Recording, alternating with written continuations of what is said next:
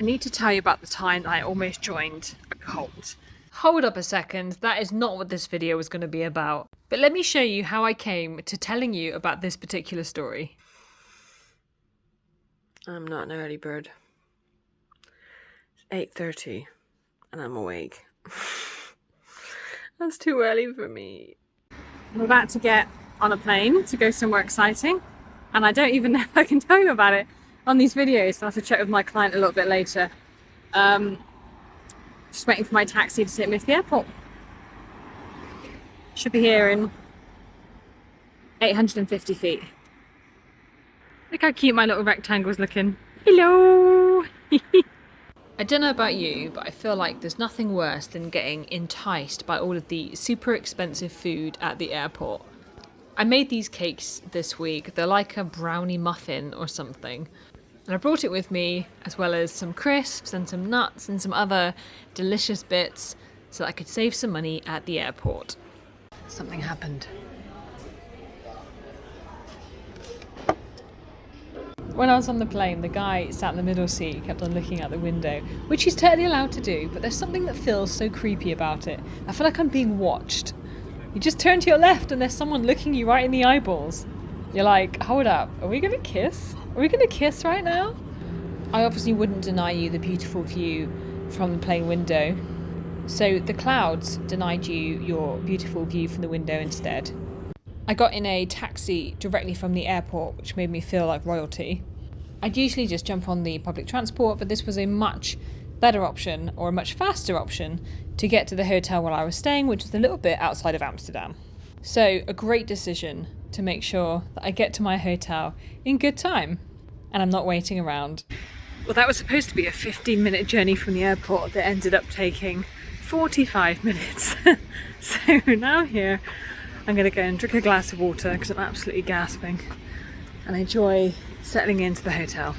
I just arrived at my hotel and was texting with a friend, and she reminded me of a conversation that we had whilst we were away on holiday about a cult. I'm going to go have some food. I'm going to tell you whilst I'm walking.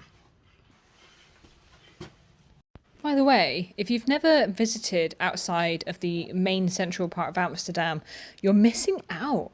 This area is so beautiful. Can't believe how pretty it is here.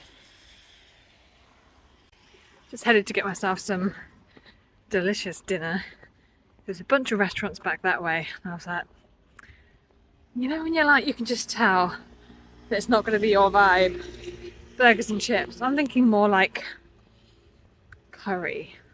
I don't want to give any spoilers, but I didn't end up getting a curry. And I wandered around for a little while to try and find a quiet place to tell you my story.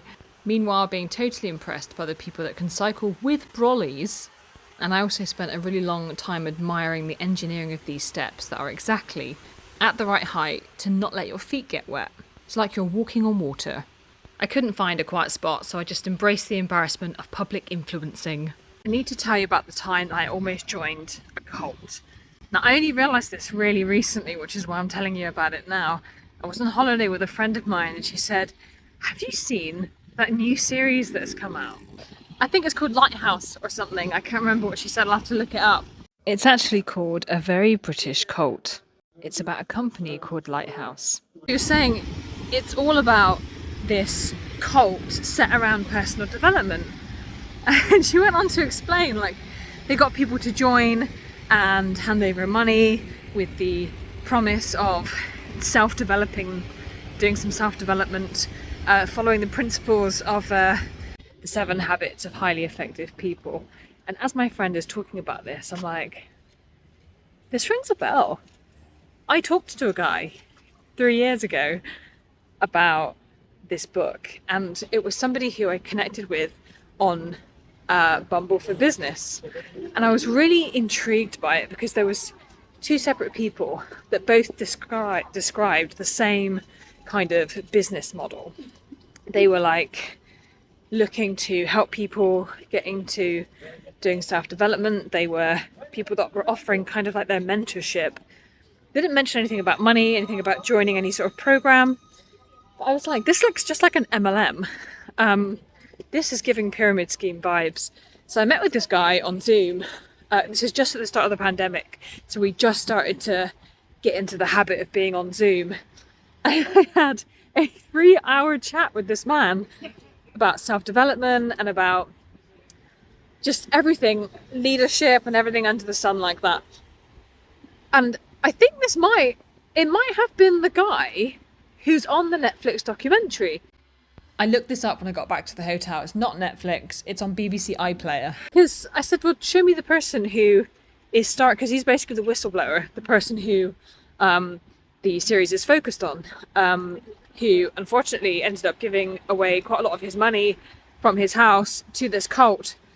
And I was like, show me the picture of this guy. And she showed me, and I'm like, I think that's the guy that I chatted to. I can't be sure because he was in quite a dark room, and it was 3 years ago, and we only spoke for a few hours, but I'm like, it really looks like him though. This could be the guy that I talked to. At the very least, it was definitely the same cult. It might have just been a different person. But, I was never really at risk of joining anything. But this was definitely a time in my life that I was desperate to try something new. This is before I started my business. I was working somewhere that I really didn't like. I really wanted to get out. I really wanted a new life somewhere else. And so of all the times that I could have met with this person, I was probably the most vulnerable because I really wanted to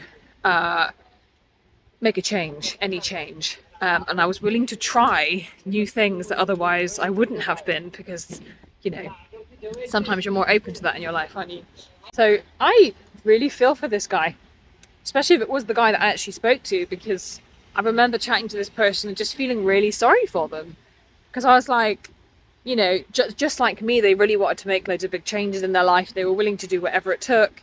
But he seemed really sad. He seemed like he was really struggling with it and was really hopeful that this thing that he was involved in was going to, be that life-changing moment. So I almost joined a cult.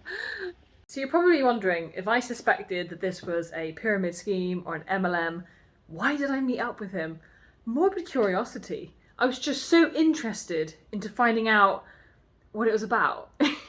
And, like I say, there was at least 2 different profiles that I'd seen on Bumble Business that had almost exactly the same script. And I'm like, what's going on with these people? I needed to know. I needed to find out.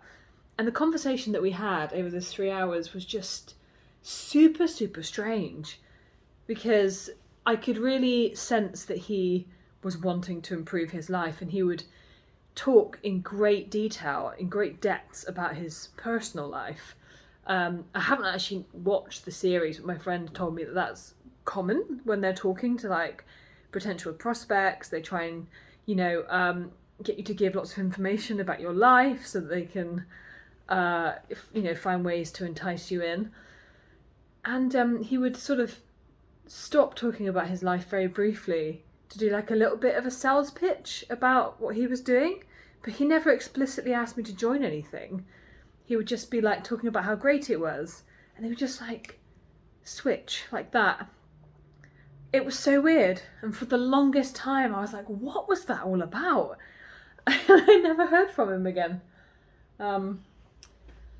Yeah, I mean, it wasn't that close, but it's certainly closer than I've ever been to joining a cult. Certainly closer than I'd ever like to be. So that's my story about how I almost joined a cult. Like and subscribe!